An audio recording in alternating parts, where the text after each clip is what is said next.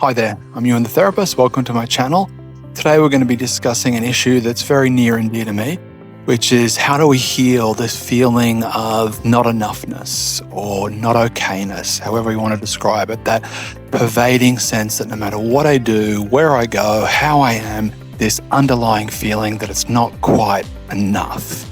And I just need to do more, do less, whatever it may be. There's just this feeling that I'm never quite satisfied or able to relax about where I am because there's something missing, either in my life, inside myself, whatever it may be. There's just this carrot that feels like it's dangling there. So if this is something that you've experienced and you've gone through, you may not have an understanding of why you're this way, but you will for sure have an understanding of that tiredness and exhaustion that comes from feeling like no matter how fast I run, emotionally, I feel like I'm always back in the same place, which is it's not enough. There's more to do. And what's interesting about this process or this experience of not enoughness, there is a very simple and profound solution that we can employ. And really, we have to do one thing. And I'm going to share with you today in this video what that one thing is. And it's very simple, it's very profound, but it also feels really hard to do because it is so simple. And I'll come to it in a minute. But I think to understand, to begin with, what's helpful is to understand how we can end up in this place. Like, where does this arise from? Why all the efforts we make just don't seem to amount to much in terms of making a dent on this feeling? And what is this one thing that we can actually do? So I think if you're from a background of trauma, what ends up occurring during our childhood is situations are bad, be it abuse or neglect, whatever it may be, and we internalize that as we are bad. So something bad happens and we have this feeling of, well, it's not that like the situation's bad, it's like I'm bad. And then what happens as we grow up, and we develop cognitive processes, there's this kind of unlocalized feeling of like there's something wrong with me and I can't quite put my finger on it.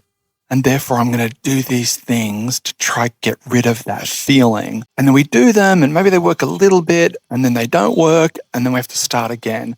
And we're back and back and back and back.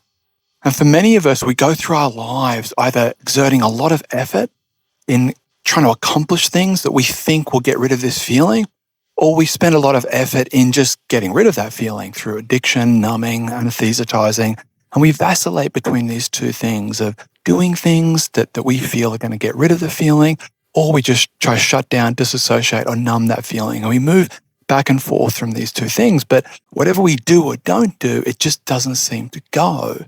And that's because it's the reason these things are fruitless, these efforts we make are fruitless, is because it's not really about a behavior.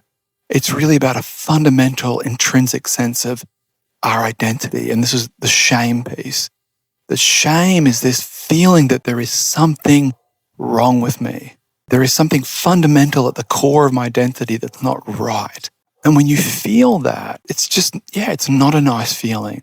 So of course we reach out, we please people, we do things. And often for many of us, our 20s is just 30s even to our 40s, is just this process of trying things out, doing things with the idea that those things will somehow appease this not enoughness, to discover, well, it doesn't work. And I can tell you from my own experience that for me, a big thing was my addictions. If I could just not be an addict, if I could just not drink, not do these things, then this shame, this guilt, this feeling of not enoughness would go. And then I overcome my addictions and I work through that. And that was a good thing. And I'm not suggesting we don't do some of these things, but the idea that not doing this would then suddenly abate that feeling, I found out, well, here it is, it's now here. And then, okay, well, I need to be a parent. I need to have a partner and I need to have a house and all these kind of things, these culturally kind of ideas of where you should be that you try to adhere to. I did all that. I have all that. And I'm glad I did. But that feeling's still there. I need to lose some weight, on it goes. I'm sure you understand what I'm talking about. This feeling of just, there's a constant to-do list of stuff and it's bottomless because that feeling is bottomless. So what are we to do? This is the rub. This is the tricky bit. The one thing that you need to do, the only thing you need to do is to realize there is nothing to do, that you are already whole, that you're already there, that the beauty and love and wholeness that you're seeking is already here. There's a Rumi poem where he talks about knocking on the door to find out he's already inside the house, like we're already here. There's a school of Tibetan Buddhism, Dzogchen, which teaches this fundamental truth. Dzogchen means the great perfection, that everything's already whole, everything's already complete. And the only thing to do is to turn our awareness to that completion. But if you've been at this all your life, like me, what ends up occurring is it's like, well, if there's nothing to do, what the hell am I going to do? I've invested a lifetime in doing things and strategies and this and that and the other, and you're telling me there's nothing to do? It creates panic. It's like, oh my God, what do I do? What am I to do? And I think the fear is that if I do nothing, then I'm going to turn into this lazy, slothful slug on the couch. But what's weird is I've done that anyway, because often the sluggish, slothful slug on the couch is just the flip side to the fretful, anxious, pushing, doing. I get exhausted and then I switch off. I'm immobile.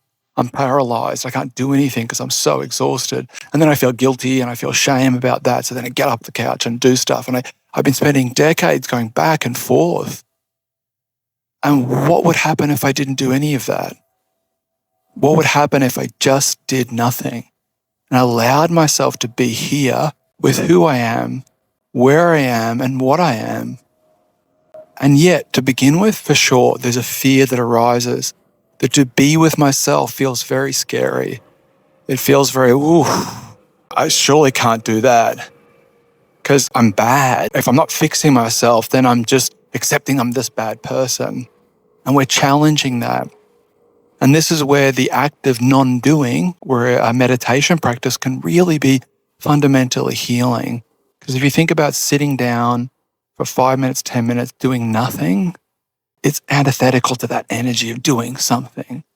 And as you practice doing nothing, as you practice sitting with yourself in yourself, to begin with, there's stuff that arises, stuff that's uncomfortable, there's agitation, there's restlessness.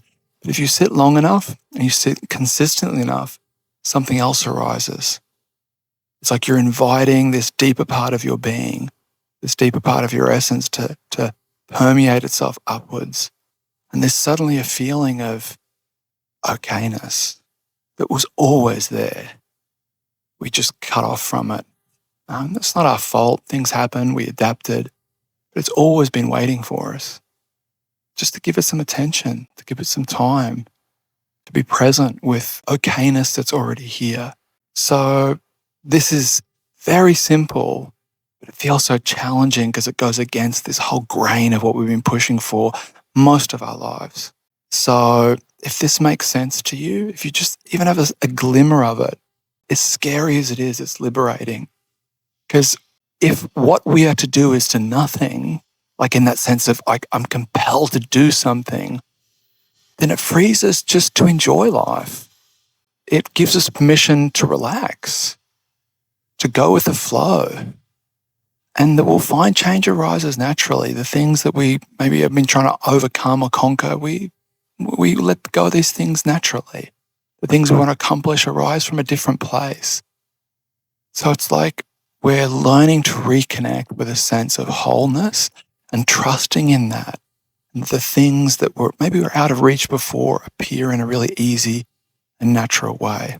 So look, I hope this has helped. I hope this has made sense. If you've enjoyed this, click like and subscribe. Thanks for coming to my channel and please take care of yourself. Bye-bye.